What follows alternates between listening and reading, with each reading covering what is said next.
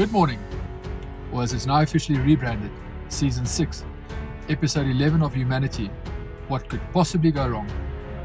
In today's episode, we've got nuclear tensions dressed up as talks, a fuel crisis that might strand everyone exactly where they regret being, and politicians behaving like the HR department just gave up.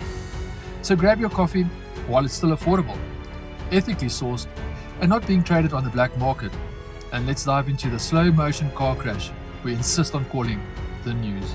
So, global stability right now hinges on peace talks happening in Pakistan, which feels a bit like hosting couples therapy inside a burning building, while one of them brought petrol. The US is basically saying, we want peace, but also we've got missiles preheated like an oven at 200 degrees. It's not diplomacy, it's emotional blackmail with Wi-Fi. It's like texting your ex, I've changed, I've grown. Also, I'm outside your house with a flamethrower. Markets are reacting, oil prices are climbing, and experts are on TV saying things like, this is a delicate geopolitical situation. No, it's not. It's two powerful countries arguing like it's a comment section, but with consequences. At this point, global conflict feels less like strategy and more like a group chat where no one wants to be the first to say, guys, maybe let's calm down, because the last guy who said that probably got muted by a drone. Meanwhile, Europe is facing jet fuel shortages, which means planes may soon not fly.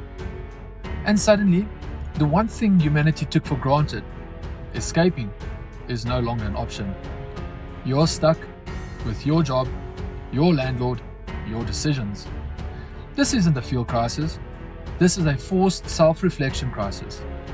Airports are preparing for chaos, flights could be grounded, and somewhere there's a guy who paid extra for legroom thinking, well, at least I've got more space to not go anywhere. Protests are breaking out, fuel prices are skyrocketing, and in Ireland, they've deployed the army. The army to guard fuel. We've reached a point where petrol is being protected, like it's the last slice of pizza, at a party full of drunk engineers. And of course, prices are going up. Because if there's one thing humanity does perfectly, it's take a crisis and say, but what if it was also expensive? Honestly, we built an entire civilization on, don't worry, we'll figure it out later. Well, it is later. And finally, in the category of you had one job, a major political campaign is collapsing after multiple assault allegations. At this point, political vetting must just be a guy in an office going, we'll find out with everyone else. Supporters are dropping faster than crypto in 2022. And suddenly, everyone is shocked. No, you're not. You're performing shock.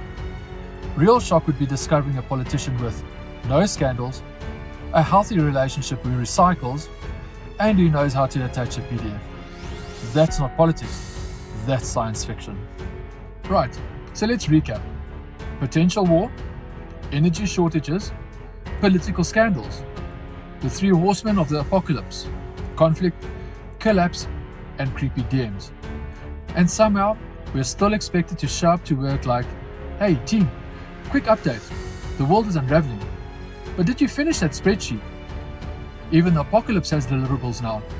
Somewhere there's a manager saying, I understand global tensions are high, but let's circle back. Circle back to what? The collapse? But don't worry, because if the talks fail, flights stop, and everything spirals, at least we'll be stuck exactly where we are. Watching the news, thinking, wow, remember when the biggest problem was slow Wi-Fi? And somewhere in a bunker, a world leader will press a button and say, let's just fix everything. And it'll just restart. The same way you fix a frozen laptop. Because humanity's long-term strategy is still, have you tried turning civilization off and on again?